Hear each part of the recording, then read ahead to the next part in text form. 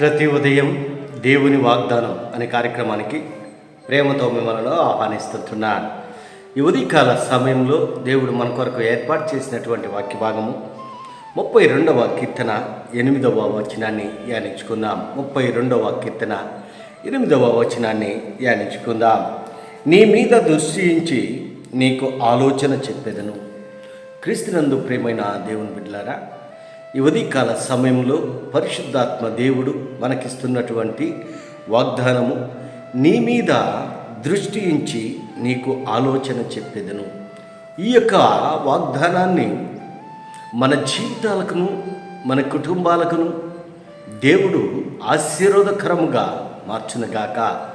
మరి ఈ యొక్క మాటల్లోని అంతరార్థాన్ని, ఆత్మీయ సత్యాలను మనం గ్రహించినట్లయితే, దావీదు ఈ యొక్క కీర్తనను రచిస్తూ ఈ యొక్క మాటలను మాట్లాడుతూ ఉంటున్నాడు.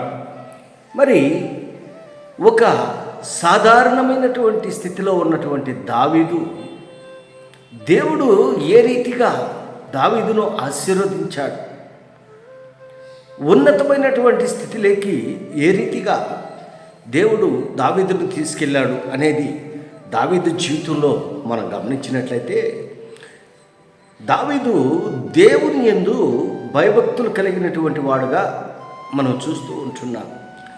చిన్నతనము నుండే దేవుణ్ణి ఆరాధించటము నేర్చుకుని ఉంటున్నాడు. చిన్నతనము నుండే దేవుణ్ణి స్తుతించటము మరి నేర్చుకుని ఉంటున్నాడు. దేవుని యందు భయభక్తులు కలిగినటువంటి వాడుగా దావీదు ఉంటున్నాడు. అందును బట్టి దావీదును దేవుడు ఒక ఉన్నతమైనటువంటి స్థానములో, అనగా ఇశ్రాయేలుకి రాజుగా, రెండవ రాజుగా దేవుడు దావీదును ఎన్నుకొని ఉంటున్నాడు. దావీదు జీవితంలో అనేక సంఘటనలు మనం చూస్తూ ఉంటున్నాము. ఆ యొక్క చరిత్రలో ఏ రీతిగా ఇశ్రాయేలుకు రాజుగా ఉండి ఇశ్రాయేలుకు వ్యతిరేకమైనటువంటి వారిపైన యుద్ధము చేసి ఆ యుద్ధంలో విజయాన్ని పొందుకొని ఇశ్రాయేలు యొక్క ప్రజలను కాపాడినడం మనము చరిత్రలో చూడగలం. అందుకే ఈ యొక్క మాటల్లోని ఆత్మీయ సత్యాలను మనం గమనించినట్లయితే, పైభాగంలో 8వ వచనము, నీకు ఉపదేశము చేసేదను, నీవు నడవలసిన మార్గమును నీకు బోధించేదను, నీ మీద దృష్టి ఉంచి నీకు ఆలోచన చెప్పేదను. కొన్ని సందర్భాల్లో దావీదు మరి దిక్కుతోచినటువంటి స్థితిలో ఉంటున్నాడు. ఏమీ అర్థం కానటువంటి స్థితిలో ఉంటున్నాడు. అలాంటి సందర్భంలో దేవుడు దావీదుతో మాట్లాడుతూ ఉంటున్నాడు. క్రీస్తునందు ప్రియమైన దేవుని బిడ్డలారా, దేవుని సన్నిధిలో మనం ఎంతగా తగ్గించుకొని దేవుణ్ణి మనము మహింపరుస్తామో, దేవుణ్ణి మనము ఆరాధిస్తామో, దేవుడు మనల్ని ఒక ఉన్నతమైనటువంటి స్థానంలో నిలబెట్టేదానికి ఆస్కారం ఉంటుంది. దావీదు జీవితంలో అదే జరిగింది. మరి ఆలోచన కర్త అయినటువంటి దేవుడు, నిత్యుడైనటువంటి తండ్రి, సమాధానకర్త అయినటువంటి అధిపతి, బలవంతుడైనటువంటి దేవుణ్ణి మనం ఆరాధిస్తూ ఉంటున్నాం. అందుకే దేవుడు దావీదుతో మాట్లాడుతూ ఉంటున్నాడు. నీకు ఉపదేశము చేసేదను, నీవు నడవలసినటువంటి మార్గమును నీకు బోధించేదను అని దేవుడు దావీదుతో మాట్లాడుతూ ఉంటున్నాడు. క్రీస్తును ప్రేమైన దేవుని బిడ్డలారా, ఈ ఉదయకాల సమయంలో దేవుడు నీతోనూ నాతోనూ మాట్లాడుతూ ఉంటున్నాడు. మనకు కొన్ని ఆలోచనలు ఒకవేళ దేవునికి అంగీకారం కాకపోవచ్చు.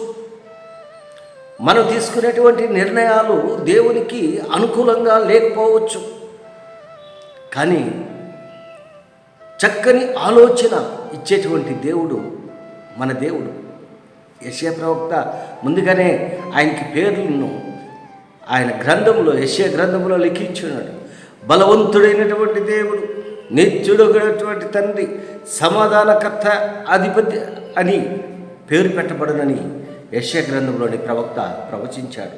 ఆయన ఆలోచనకరుడు, ఆశ్చర్యకరుడు, ఆలోచన చెప్పేటువంటి దేవుడు, ఆశ్చర్య కార్యాలను జరిగించేటువంటి దేవుడు మన దేవుడు. అందుకే దావీదుతో మరి ఈ యొక్క మాటలను మాట్లాడుతుంటున్నాడు.